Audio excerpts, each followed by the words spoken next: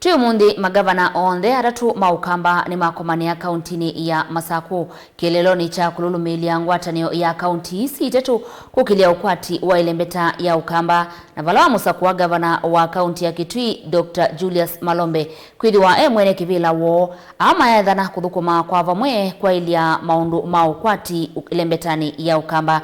Josephat Musimi na mauvo. Kuyumundi Mangavana Malombe ni methiwa na kikalocho cha ngwatanio ya SEKEB kila chethiwa va kauntini ya Masaku kuneni ya maundu mekivathukanio. The achievements of SEKEB since its formation: 1. The lobbying for the prioritization and funding of Konza City. Agreement is all the jobs which will be available during the construction phase will be given to the people of this county and in the region.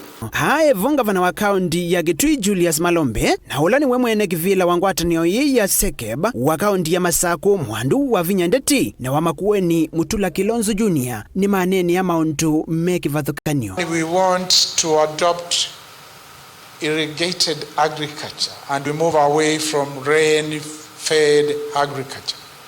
And we are going to invest individually and collectively, and when I say individually as counties, heavily in sand dams, in water ponds, in dams, and also take advantage of the 100 dams program which the national government has announced, so that we identify places well in advance and we work with the national government. So in strategic places within our respective counties, we can have those particular dams established.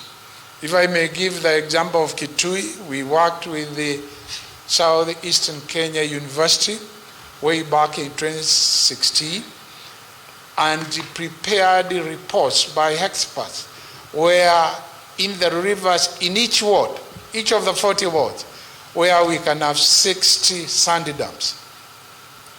And that will be a total of 2,400 sand dams. Kwa vamwe ni makathi ya itambia ya Mangavana matene ilembetani ya ukamba kwandu wa kwambililia ngwatanio ya SEKEB nzikaioni sia kuete uniko kuyakamba. And let me take this opportunity to record the appreciation of the three of us to our predecessors, Governor Charity Ngilu of Kitui, Governor Alfred Mutua of Machakos, and Governor Professor Kibwana of Makueni, as well as the county assembly leadership, the speakers and the MCAs, and the county executives, including officials, for the work which they have done and ensured the spirit of SEKEB is kept alive.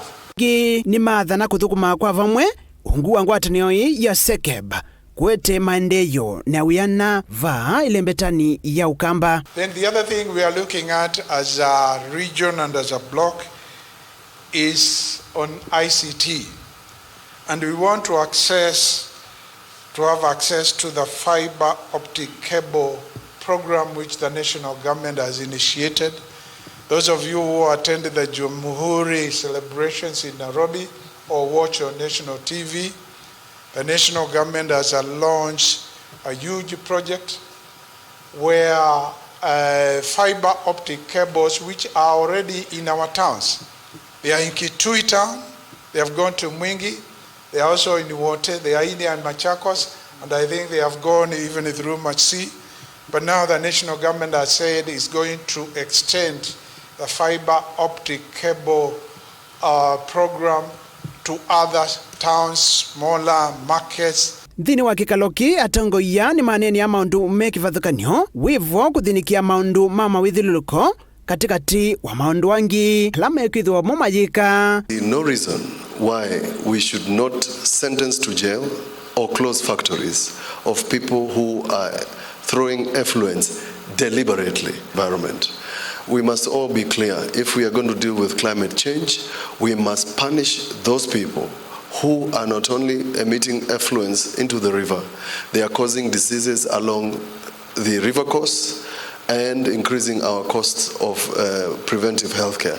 SEKEB has forwarded a concept note to enable us access the Green Climate Fund to go towards the enhancement of land-based adaptation and resilient green economies in Makueni, Machakos, and Kitui. The role of the fund is to fund climate-smart and green projects such as energy, biogas, and solar. If approved, if the concept note is approved and the project proposals are approved, each county will benefit to the tune of 1 billion Kenya shillings. Josephat Musiemi, Vilingi wa Mavo.